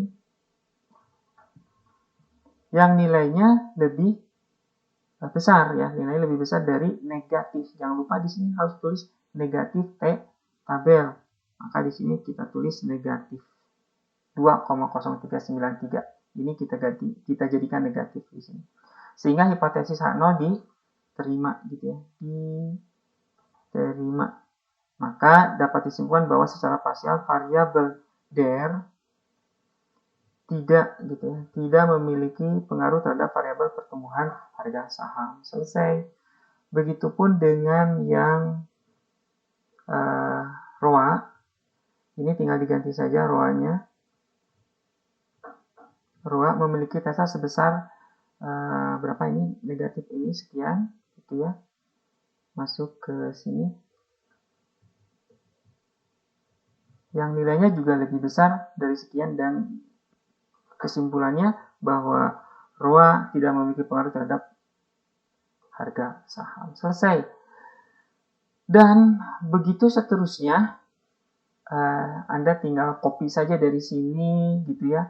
Dari sini copy ke sini untuk perusahaan selanjutnya, gitu tuh. Untuk perusahaan berarti ada 7 perusahaan yang nanti akan Anda coba copy, gitu ya, copy paste di sini. Misalnya Ctrl V di sini. Tadi ini untuk APLN, maka perusahaan berikutnya misalnya untuk ini Asri, gitu ya. Kita ganti nih perusahaannya untuk Asri, gitu ya. Ininya dirubah lagi sesuai dengan testatnya seperti yang tadi. Langkah ini juga dijelaskan kembali. Kemudian nanti Anda juga tidak secara keseluruhan ini di satu persatu Asri dan sekarang CTRA. Tulis lagi di sini CTRA dan seterusnya sampai selesai, gitu ya. Maka uji T selesai sampai di situ, ya. Baik, setelah uji T ini selesai, maka kita masuk ke uji F. Baik, kita sekarang masuk uji F, kita turun ke bawah saja biar cepat. Uji F-nya sudah saya siapkan seperti ini. Baik. Di dalam uji F, kita butuh lagi yang namanya alat bantu nilai batas kritis untuk uji F-nya. Dan ini sudah saya sediakan seperti ini untuk memudahkan saja memahaminya. Kemudian dapat dari mana ini K dan N kali T. N itu berarti jumlah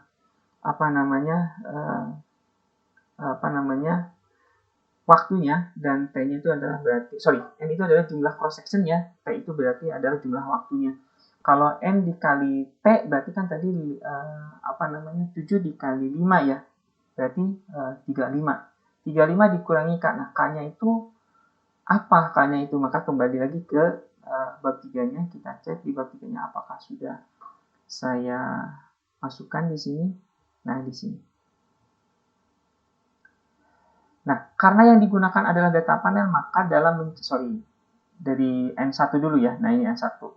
N1 itu K-nya adalah banyaknya parameter yang diestimasi, yaitu jumlah variabel independen dan intercept. Nah, ini yang harus digarisbawahi. Masih menurut Ghazali, ini referensi yang saya pakai. Ini adalah variabel independen plus intercept. Intercept itu adalah konstanta, berarti variabel independennya 3 ditambah 1, berarti interceptnya maka menjadi 4K-nya itu ya. Dan N-nya adalah jumlah total observasi. Dan untuk N2-nya Berarti ini N itu adalah dikalikan dengan waktu atau time series waktunya ya, atau deret waktunya. N-nya itu berarti jumlah perusahaannya.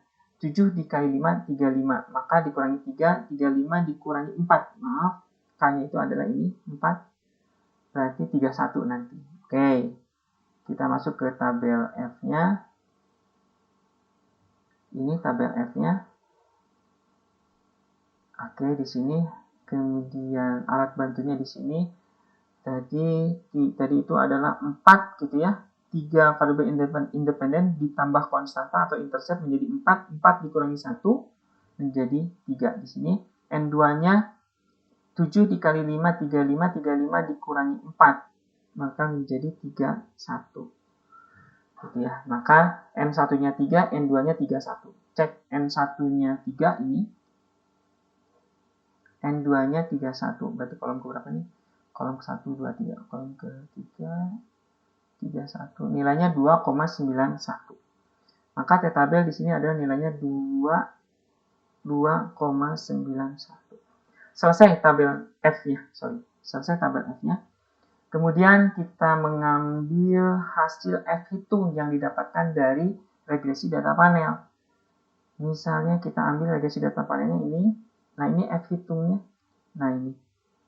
Nilainya adalah 12,7511. F hitung atau F statistik ya.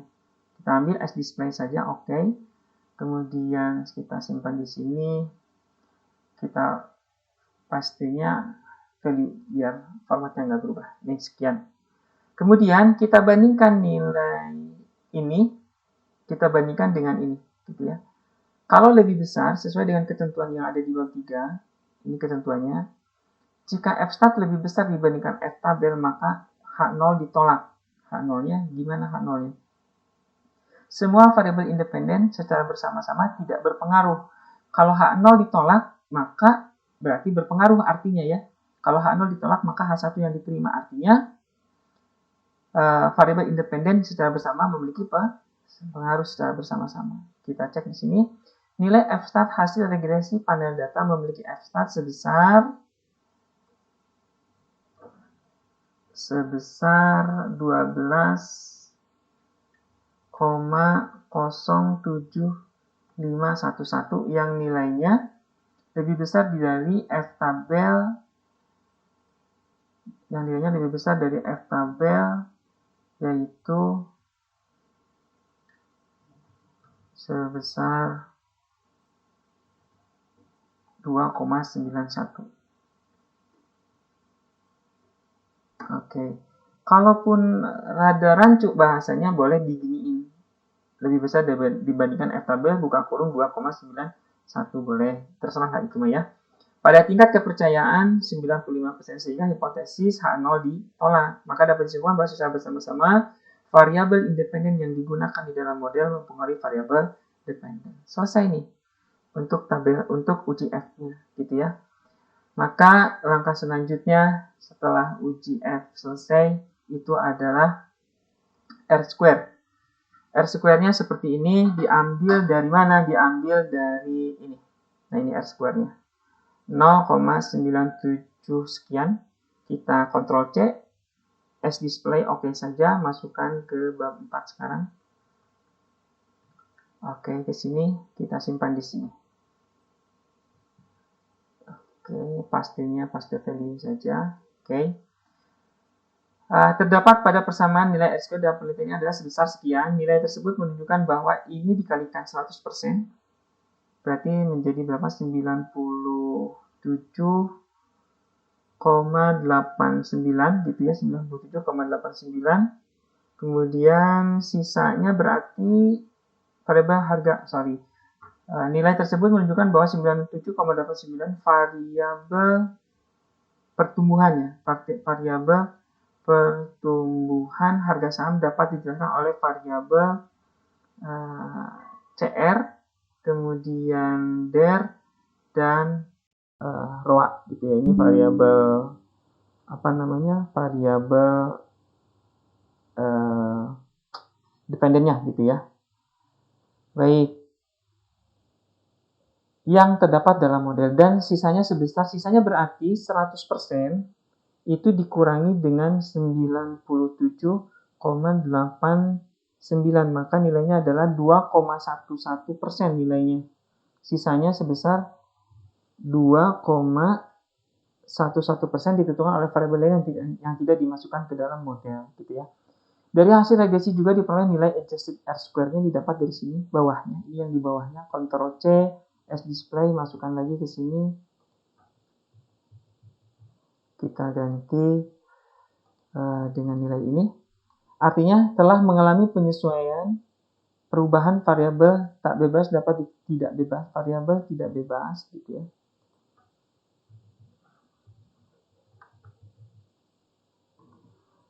Dijelaskan oleh variabel bebasnya sebesar kalikan 100 yang di sana berarti berapa nilainya? 89,79 misalnya gitu ya. Persen, sementara sisanya adalah sebesar sama, berarti 100 dikurangi dengan 89,79 adalah 10,21. Ini nilainya adalah 10,21. Dijelaskan oleh faktor-faktor lain yang tidak termasuk ke dalam model. Uji koefisien determinasi atau R-square selesai. Dan yang terakhir ini adalah terkait dengan pembahasan. Pembahasannya tergantung oleh kita mau seperti apa, dipersilahkan. Kalaupun nanti memasukkan angka-angka uji T-nya di sini, ya silahkan. Tapi ini saya hanya mempersingkat saja bahwa pengaruh return on ini berarti pengaruh apa? CR ya. Pengaruh CR terhadap pertumbuhan harga saham atau PHS gitu ya. Dari sini kita melihat variabel mana saja yang memiliki pengaruh dan variabel mana saja yang tidak memiliki pengaruh terhadap pertumbuhan harga saham ini gitu ya. Coba kita lihat ya. Misalnya contoh saya ngerjain yang ini. Berdasarkan hasil uji parsial, hasil penelitian ini menyatakan bahwa variabel CR yang berpengaruh terhadap pertumbuhan harga saham atau PHS gitu ya, terdapat pada mana saja yang memiliki pengaruh. Misalnya berdasarkan tadi yang memiliki pengaruh itu CR-nya APLN ya, oke. APLN berpengaruh nih. Perusahaan APLN. Kemudian yang kedua perusahaan mana lagi yang berpengaruh? Kita cek lagi Astri gitu ya, ini kan. Nah ini Astri karena dia lebih kecil. Kemudian perusahaan mana lagi? Sudah, hanya itu saja. 2 dan sisanya berarti ini tidak memiliki pengaruh kan gitu. Nah, sedangkan variabel CR yang tidak berpengaruh terhadap pertumbuhan harga saham terdapat pada gitu ya, terdapat pada perusahaan mana saja. Berarti ini yang sisanya, berarti ada 5 perusahaan. Perusahaan mana ini? Ini ya, CTRA gitu ya. CTRA, kemudian perusahaan LPKR dan seterusnya. Gitu ya. Selesai sampai di sini. Kemudian kalau yang berpengaruh ini boleh Anda menggunakan dukungan dari hasil penelitian orang lain. Silakan misalnya dengan menyebutkan bahwa berpengaruhnya CR terhadap pertumbuhan harga saham selaras dengan penelitiannya siapa. Silakan tulis di sini. Kalaupun tidak, menurut saya untuk yang berpengaruh sih tidak perlu kalau menurut saya. Tapi kalaupun mau ya silakan. Tetapi untuk yang tidak berpengaruh ini sebaiknya lengkap. Misalnya maksudnya lengkap itu tidak berpengaruhnya return on equity, tidak berpengaruhnya CR gitu ya. CR terhadap pertumbuhan harga saham atau PHS gitu ya. Dikarenakan oleh apa? Nah, ini fenomena-fenomena apa yang kira-kira CR tidak berpengaruh gitu ya. Hasil ini baiknya sih ini di atas gitu ya. ataupun mau disimpan di sini ya silahkan. Jadi ini fenomena kira-kira kenapa CR tidak memiliki pengaruh, kemudian didukung oleh hasil penelitian orang lain yang mengatakan juga bahwa variabel CR ini juga tidak memiliki pengaruh terhadap pertumbuhan harga saham atau PHS. Gitu, selesailah untuk pembahasan terkait CR dan PHS. Tentu di sini kita harus lagi menulis untuk yang DER gitu ya. Ini DER terhadap PHS, kemudian nanti ada misalnya ini ROA terhadap PHS gitu ya. Dan pengaruh secara bersama-sama di sini. Nah, gitu. Jadi yang ini sama dengan yang ini. Gitu ya. Tinggal di copy di sini. Nanti perusahaan apa saja yang berpengaruh dan perusahaan apa saja yang tidak berpengaruh terkait dengan DER terhadap PHS. Ini pun sama seperti itu. Nah, cuman untuk yang pengaruh secara bersama-samanya berarti di sini pengaruh CR, DER dan ROA gitu ya, secara bersama-sama terhadap pertumbuhan harga saham. Nah, ini tinggal diambil saja sih sebetulnya dari uji F yang tadi. Tinggal diambil saja ini. Oke, ini hasilnya, Ctrl C, simpan di sini seperti ini, Ctrl V gitu ya. Ini dari nilai F-star hasil regresi panel memiliki F-star sebesar sekian gitu ya, sehingga kita tahu ini hapus aja ini, hapus.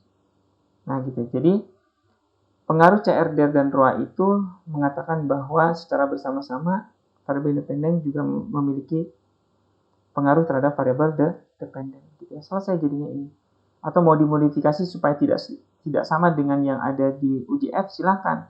Ini dimodifikasi, misalnya gitu ya. Misalnya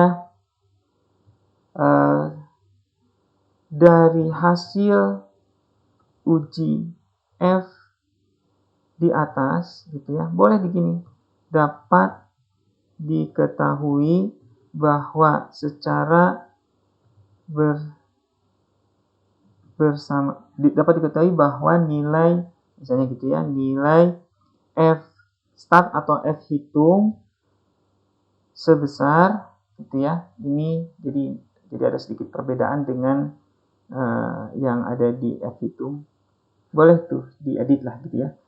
Yang nilainya lebih besar dibandingkan F tabel. Sehingga langsung saja berarti di sini. Sehingga dapat disimpulkan bahwa secara bersama-sama variabel independen yang digunakan di dalam model mempengaruhi variabel dependen. Baik, selesai untuk uji F dan agenda yang tadi dijelaskan di awal sudah saya bahas sampai akhir. Kalau ada kekurangan saya mohon maaf. Terima kasih. Assalamualaikum warahmatullahi wabarakatuh.